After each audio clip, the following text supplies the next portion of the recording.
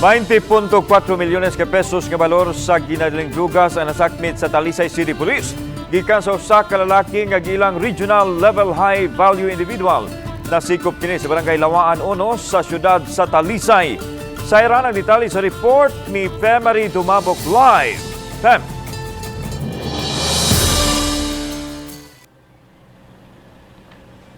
Yes, la nahitabo ang pagkasikop Sabado pasado 10:00 sa gabi. Apan giklaro sa kapulisan nga wa kakuyanap ang binulto nga balor sa ilegal nga druga sa Talisay City kay ilaman dayong napakgang. Kining tulo ka dagkong pinutos, upat ka medium pack ug usa ka small pack ang nasakmit sa kapulisan sa gihimo nga joint bypass operation sa Talisay City Police ug sa Provincial Drug Enforcement Unit.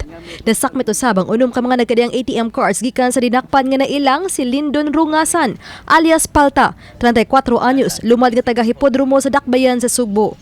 Mato di Police Lieutenant Colonel Roddy Caballes nga nakadawat sila og intelligence report nga gikan sa kaluhan si Rungasan. Gingong na ila-ilan ini ang usa ka drug lord nga maoy nagsugo kaniya nga mamahimong drug courier alang sa tibuok Central Visayas.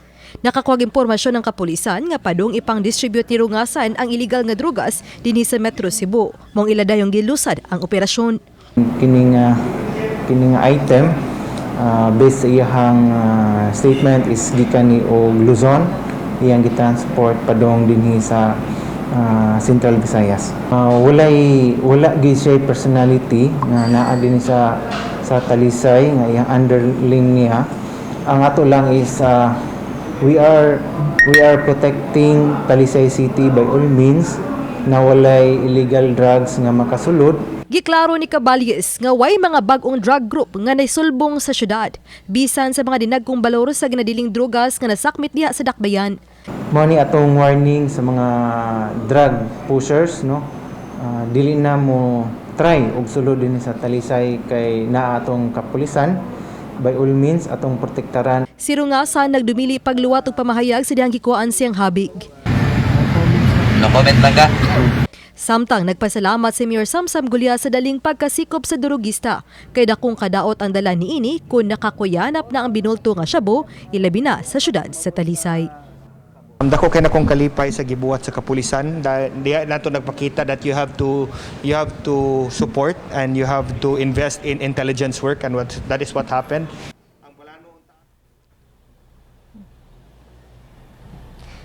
Lang gisubay karon sa kapulisan kung sa ang dugang background ni ining maong dinakpan kung wala ba kini malambigit sa illegal nga drogas kani adto ug kun kinsa ang kontak niini sa Central Visayas ug sa kauluhan diha sa ilang illegal nga patigayon.